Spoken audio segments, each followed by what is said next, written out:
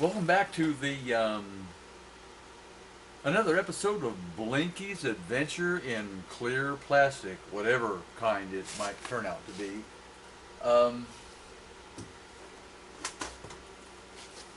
you heard the old joke about the man that went to the store to buy a drill? He didn't really want a drill. He needed a hole, but couldn't buy a hole, so he had to buy a drill. Well, I didn't want a hole, but I ended up with a guitar-shaped one, and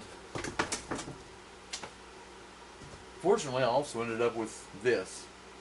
Um, I drilled around it and then went back in with the drill and angled it to eat out as much stock as I could.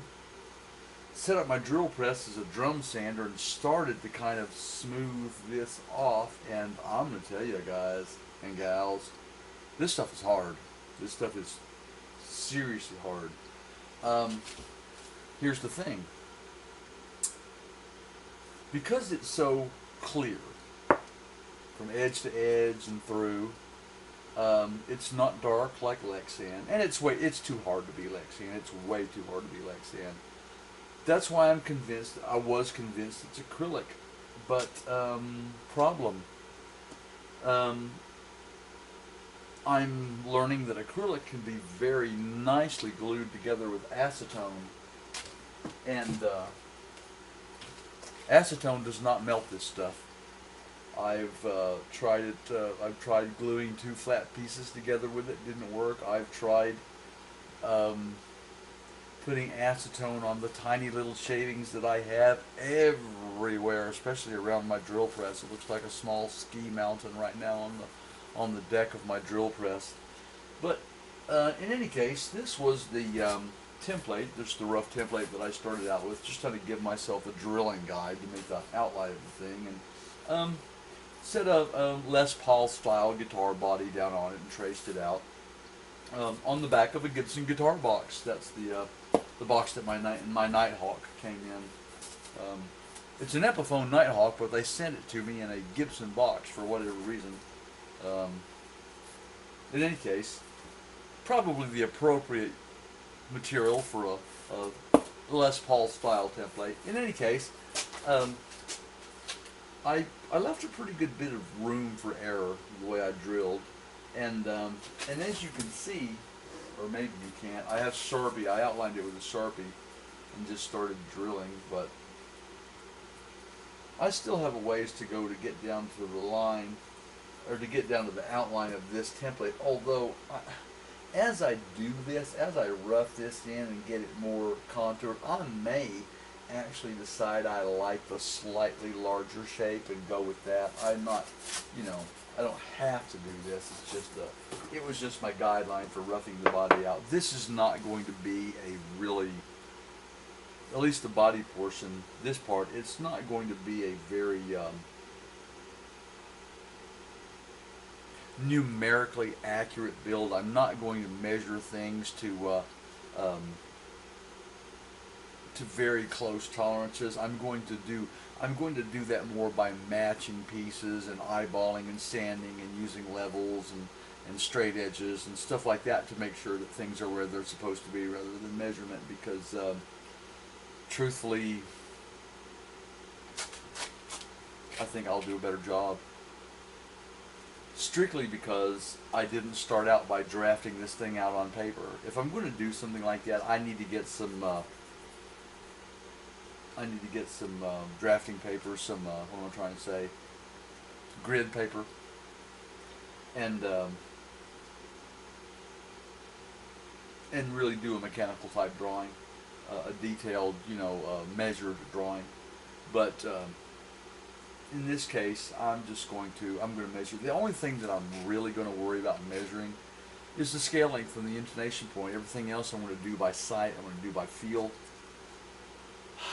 Truthfully, I don't know if I'm going to be able to make this work. I don't know how to glue it. It is hard to cut. This here, when you look at between the drilling and then the jigsawing and then the grinding to the line, I'll tell you, this is about this represents about 2 hours worth of work just to punch this thing out and get it to this point. 2 hours to cut out a guitar top. And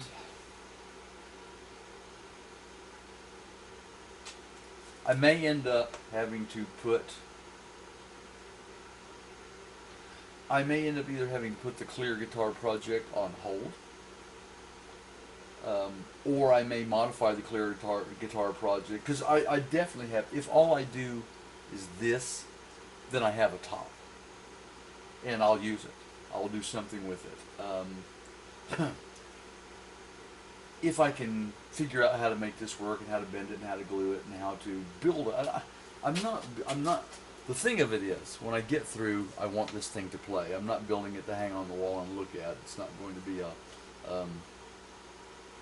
I guess it would make a pretty cool piece of signage for a bar or something, but that's not what I'm after. I'm really looking to make a player out of this. I really like the neck that I'm intending to put on it, so I'm not really thinking that I'll change my plan too much in that regard. I'm going to make it a player. I'm probably going to modify that neck. This, I'm going to have to do some more research.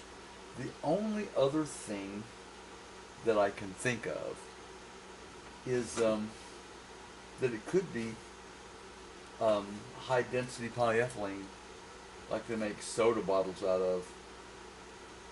And if that's the case, I may have to weld it together with heat. I don't know. I'm not sure how to. I've not seen how to process that stuff other than using heat on it. I have not seen it respond to solvents. I'm sure there is one that probably responds to, but I don't know what it is. And so, more learning, more learning curve, more curves being thrown at me. This I could really rough out more quickly. I have a tabletop belt sander that would probably do a better job on a smoother curve and probably knock this down more quickly than what I'm doing it with that drum attachment. But it's somewhere around 2 o'clock in the morning, and my wife and my kids are asleep, and I'm just not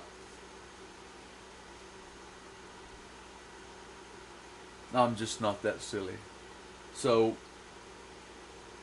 we'll get to this. And I'm probably not going to post this because I am just tired. I probably shouldn't even have bothered to shoot it. But some kind of clear plastic. I don't know what it is. Don't know what I'm going to do about it. Don't know if I'm going to punch out a back to go with the top. Don't know how I'm going to separate it. Don't know if I can make sides. It could be that this ends up being a template. And if it does, it does. But I'm going to build a clear guitar. I am going to build a clear guitar. Whether I do it with this piece of stuff or not, I am going to build a clear guitar. Well, in any case,